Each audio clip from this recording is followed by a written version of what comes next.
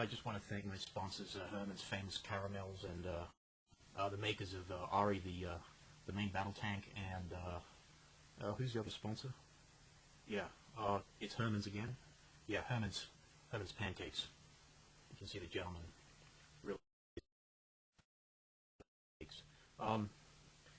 Hollywood Chefs. Hollywood Chefs concept I came up with in 2004 when I was in LA one summer. He's late and there's traffic on the freeway. He works downtown somewhere near South Figueroa, and he lives somewhere up at the other side of Baxter Street. So he's always late when he's got to get into the city. There's always something he's late for. You know, food is a great leveler because it doesn't matter that he's a Hollywood chef. He's cooked for the greats of Hollywood. He's fed them. He's also fed the homeless bum sitting outside the diner he used to work at when he was a very young chef. But you know, he's fed people in the town. He's been there for a while. He's worked in the city for a long time. He hasn't just flown in and started. He's been there for a long time. He's fed them. He's poisoned them. He's killed them. He's contributed to the great detritus of life that food causes to the head, the heart, and the body, and of course the sustenance that it provides. And he's cooked for the greats. He's cooked for the greats of Hollywood, and he's done it with Shania Twain playing on the radio. He doesn't have a big gold embossed piece of paper from, Princeton or Brown or some university in Southern California with university medical degree. He's not one of those guys. He's not an intellectual genius like that. But the thing about the Hollywood chef is that he's able to, he may have been in prison, and he in fact, he's got hepatitis from his last holiday in South America, and but he's allowed to do things in the kitchen that he makes the food that you and I and the Holly people in Hollywood stuff into our mouths with great vigor and energy, and put into our bodies without a second thought about how it was prepared, where it was prepared, and what with. So he's got that kind of responsibility, an largely unexamined one. He's very proud of his knives. He doesn't let anyone touch them, as most chefs will tell you.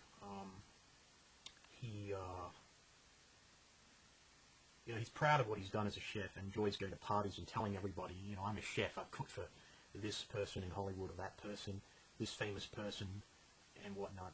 And he's not like some of the other chefs, though. He doesn't, they really believe they're part of some kind of grand profession that has the secrets of ages, that your great-grandmother or mine would be just incapable of replicating in the kitchen, even with the same ingredients. He's got these secrets. Some of these colleagues of his have these secrets that they say that only they can acquire and have the ability to put into practice.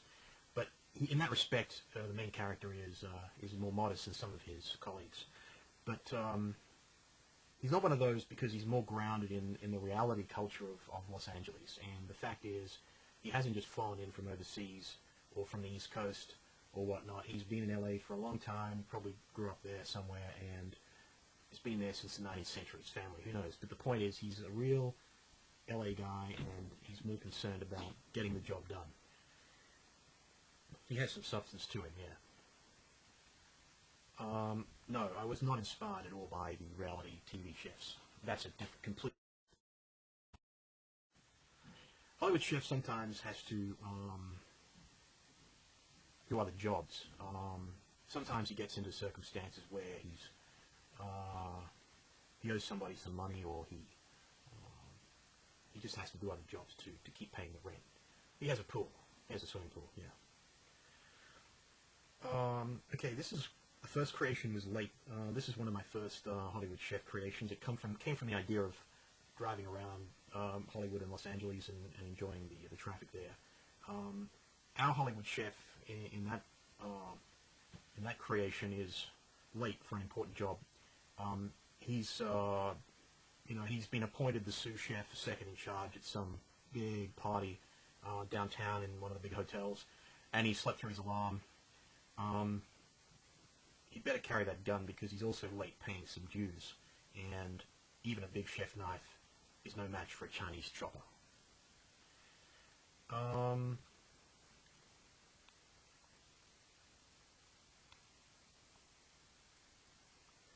One of the paintings which you can't see is called Silence, and that's going to be released later. But that painting, you'll see the chef in his last moments and alive, and you'll see him also with a doctor. And it's one of those things which is relevant to food and life, because the chef, having spent his whole life subjecting others to behind the closed doors of his kitchen and what goes into the food and the quality thereof and the quality of the cleanliness and the food and everything else that he's letting people put into their bodies, he's now subjected to the same thing behind closed doors in similar circumstances, in a situation that he can't control, and he just accepts it.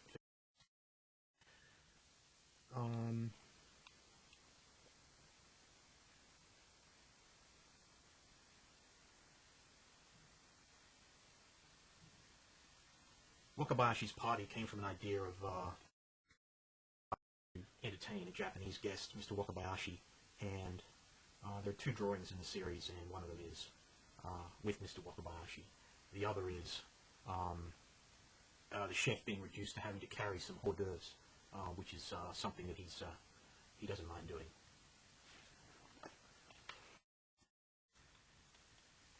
Thanks very much.